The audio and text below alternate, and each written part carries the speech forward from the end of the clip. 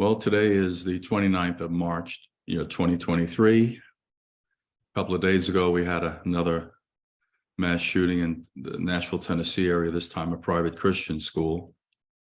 Involved was a transgender person. I believe it's the fourth incident involving a transgender person in the past year or two. And the significance of mentioning that is because we seem to be having a difficult problem understanding that we need to embrace them on an even playing field. Not everyone's going to size up to our image and likeness. That's not the exercise in life. What I'm finding is that, we're a bit hypocritical. We are experiencing systemic failure. We're having a real problem in telling this country the truth about these issues. I do want to say this, which I think people are going to find interesting. The vast majority of this country is busy taking care of their children, trying to figure out how they're going to pay their mortgage payments, their rent payments for their homes, their car payments, their insurance payments, food bills, gas bills, et cetera, et cetera. I think we're a little bit preoccupied with things that are more critically important than wondering who people are sleeping with at night or what motif of dress they enjoy putting on. I don't care. I never have. And I ran in a circle of people in New York City through the 70s and the 80s in particular. Many of them gravitated towards this place called Studio 54. We just didn't care. We went in to have a good time, decompress, laugh, and smile a whole hell of a lot, which is what we seem to have been able to do. Tough to figure out where to start with this issue. There's no such thing as single causality. I am certain there are many factors that fed this individual's decision to go in and just randomly kill people.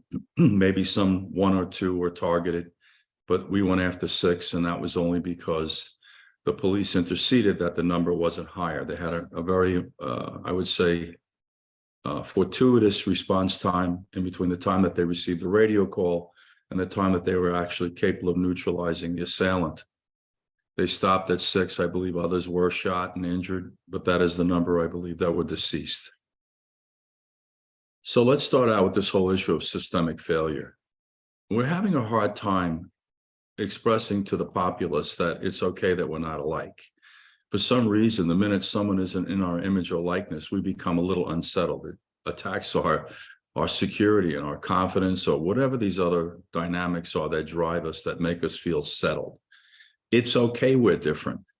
It doesn't, mean anything if someone chooses to sleep with someone of the same gender, or if someone chooses to cross-dress when they're a male dressed like a female dressed like a male. It doesn't matter that people are transgender. And I say this because there's one approach to this thing. You're either part of the solution or part of the problem. And the thing people have to understand is that all of the demographics I just touched upon, and there are more, ethnically, religiously, socially, different demographics, we're all here to stay. It would behoove us to try to figure out how we're going to play nice together in the sandbox, which we seem to be having a problem doing, or at least we're creating an optic and a narrative through some of our elected officials and our media outlets that we're not playing well in the sandbox. As I said a moment ago, and I've said repeatedly, I think most people don't care any longer that people are stray, they're gay, they're LGBT, they're transgender. I think we're just busy taking care of our own families, trying to figure out how we're going to get through this day and make sense of a lot of the insanity we're living, whether it's the economy, your foreign policy, your border, or your cities, which, by the way, are becoming exponentially more dangerous to visit on a daily basis because of a political agenda that benefits no one. But to go back to the shooting, so as I understand it, and it really is academic, whether it was a male trying to transgender into a female or female into a male, something triggered this individual. I do want to say that it's critically important that we parent our children. And I think for some parents who may not be, I would say, exposed to the mechanisms that are part of your support system, these are difficult issues to handle. In this instance, we're coming to learn that the parents did afford this child an opportunity to speak to some counseling and get some mental health addressed. Now, people are popping up saying, well, how come they didn't turn around and notify the authorities and prevent this individual from buying, it's either 8 or 9 handguns and long arms? we have systemic failure. We don't have databases to fill with this information. We have HIPAA laws that are impeding you. We have any number of dynamics and excuses why this just isn't working. But let me dispel the first rumor and amongst all of this garbage, the eternal lie and explanation for everything that's wrong in the culture. This isn't a gun control issue. We do need to address the manner in which people indiscriminately are capable of acquiring high-capacity automatic weapons, handguns, long arms, as we use in military and police. And I'm certainly not saying that you shouldn't be entitled to have them, but we need to know a little bit more about you other than the fact you were convicted of a felony. So I'm going to get back to that topic in a minute, but I'm just going to tell you straight up, this is a mental health issue. It's the heavy lift in the culture. It's the one issue that we really don't want to tackle because it's going to be costly and it's going to be labor intensive.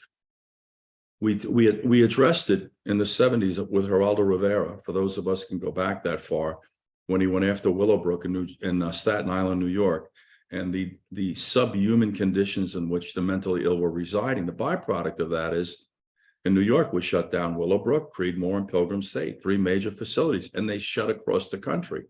What we're learning is if you're in indigent circumstances or middle class, you have little or no access to really high quality, legitimate mental health care. You've got to be rich, kind of like everything in a society, which is not going to tangentialize into a discussion with me about health care. I'm just stating the facts. I'm just telling you the truth, guys. This is really a layered problem. Now, this is just my opinion, so I want everyone to take this as it's being presented to you. As most things I say to you, I'm giving you something to think about. I'm not trying to tell you what to think.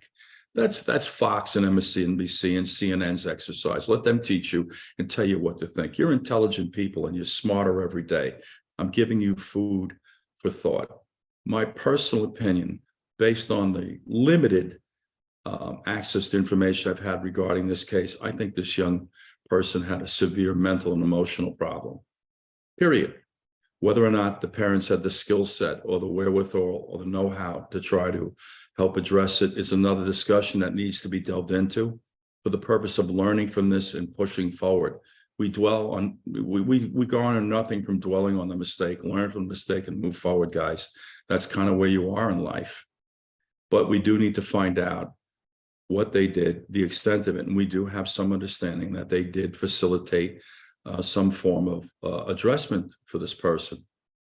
Going back to what we said about, was it incumbent upon the counselor or doctor or whomever may have been treating this person to notify the authorities that they should own firearms? Clearly, that's a legitimate concern. We refer to it in some states as red flag laws, right? Well, the problem missing is, once again, systemic. There's no database to feed this information into. It just doesn't exist. So even if someone decided that they were going to notify the authorities or this mechanism that further identifies someone with a deficiency in judgment, where is it? Now, they could contact, for all intents and purposes, the local authority, say in the county or the jurisdiction in which you reside. This instance is the city of Nashville. That doesn't necessarily extend across the United States. We're talking about a very broad stroke approach to disseminating information regarding individuals that need to be cared for. That's the other part of this discussion. The key is not to throw them under the bus because they have mental illness or emotional instability. What this is all coming down to is we just lack leadership. We lack a voice of calm and reason. We really lack a problem-solving mentality in this culture. All we seem to do is weaponize all of these issues and politicize them and then use them against each other. The big thing here now is we're jumping up and down about gun control again. This isn't a gun control issue. This is a mental health issue. This could be a parenting issue, which is another common denominator to these mass shootings, contrary to the lies that you're being told by the government, sadly, which are being communicated through some in the media. It isn't a gun control issue. I go back and say to you, it would be helpful if we could get all the hard right Second Amendment people, and I fully support the Second Amendment. I intimately understand the concerns of the founding fathers. And for those of you that don't, just take a look at the Ukraine that lends itself to a foreign invader and tyranny. We're arming them with assault rifles as we're telling our people they can't have them. Why not just fix this conversation or this problem with firearms in our country. Why don't we compromise? Why don't we offer up something to get something that's critically important, which is a vetting process that lends itself to psychological screening? Back in yesteryear, when I was being screened for law enforcement, we took Minnesota multiphasic screening tests, raw shock, word association, and interviews with psychologists and psychiatrists. I did this in the private sector when I resided in Manhattan Beach. It was part of the mandate for me to obtain a concealed weapons permit, being a former law enforcement agent and actively participating in the security industry. The chief was Ernie Klebershaw. I'll never forget the guy. We talked about this. I said, boss, you're ahead of your time. This is something we should have been doing a long time ago. Also, we might consider doing this with issuances of driver's licenses, because we have a lot of people on the road just as well that are operating motor vehicles, which are deadly weapons, deadly instruments. I won't get into the clarification between deadly weapon and deadly instrument, because we could talk all day, guys. But the bottom line is we need some accountability for who we're giving guns to. Now, I had a show here recently in Jacksonville, which aired in Jacksonville, out to Orlando and Charleston, South Carolina. Not a super broad geographical area, but substantial. And a lot of people were very like-minded, as to myself, supporting the Second Amendment. I had numerous individuals that called in. I asked them one question. I said, I have a proposition for you. I want to afford you the opportunity to have a concealed weapons permit that would allow you to carry that weapon in all states, the District of Columbia, and the U.S. territories. And if you really think you need that assault rifle, right, which we happen to have introduced into this country in the 1960s with the approval of the government for the consumption of the American public, I'm going to give you that one too. Here's what I'd like. I want to psychologically screen you the way we do in law enforcement. I want to criminally history you the way we do in law enforcement. I want to mandate training with firearms the way we do in law enforcement, and then educate you as to the law. And I say that because you need to know there are boundaries in the use of force, not just deadly physical force, but all forms of force. Deadly physical force, for example, in the state of New York, which is my frame of reference, is simple. It's when you have no other option to preserve your life or the life of another. You are justified in using that force. Let's start the conversation there, because I know it's going to take legs and it's going to speak to different demographics that might not have the same access or opportunity to participate in the process. I know all the hurdles that are involved, but at least let's start the conversation, guys, because we're doing nothing. This is a young person that clearly should have never had access to firearms, yet they were able to get a hold of them. And that's all there is to say on this topic. But the bottom line is we disenfranchise people in this country the moment they don't line up to our image and likeness, as I'd mentioned in many other opportunities. Because we're different isn't a bad thing. It's okay. That's how you learn from things that are different than you are. We need to teach the American public via the leadership in the country to start with that it's okay. It also has to resonate through the family. We all don't have to be alike. You don't not love your child the same if your child is gay. I don't even understand where these terms came from. Trying to understand, like, straight and gay. These are interesting ways to describe people who are heterosexual or homosexual. You know, where did these labels come from? It's interesting the way we define ourselves in this country. There's basically little or no intellectual process, regardless of your lifestyle choice, which is how I like to refer to it, because it's a really non-contentious, non-confrontational way to address this. Regardless of that, you should really guard your privacy. That's really one thing I do want to tell you. I don't care what anybody does in their personal lives. I do take issue with the fact that I'm being reminded about it every day, and I don't know why, because I don't care. I respect your right to choose for yourself, the same way I do for transgender people.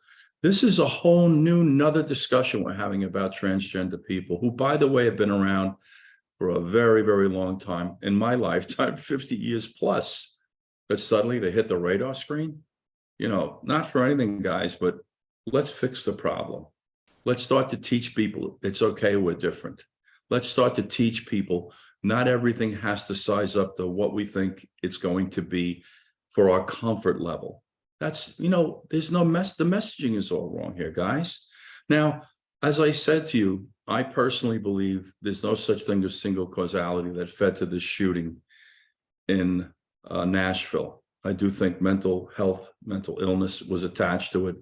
I do think if this individual was, I would say, being ostracized because they were transgender, that probably fed it. I think the polarization probably fed it. Being disenfranchised probably fed it. Being in an environment with people that aren't broad enough thinkers to understand we need to accept everybody on the terms in which they come to us probably fed this.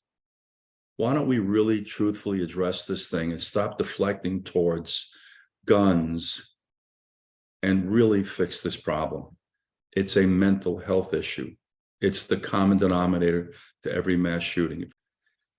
I think I'm going to call it a day, guys. You know, it's not about me speaking my piece, to be candid with you. It's about trying to provide you some viable information. We'll probably get back to you on this topic somewhat further, and I thank you for listening.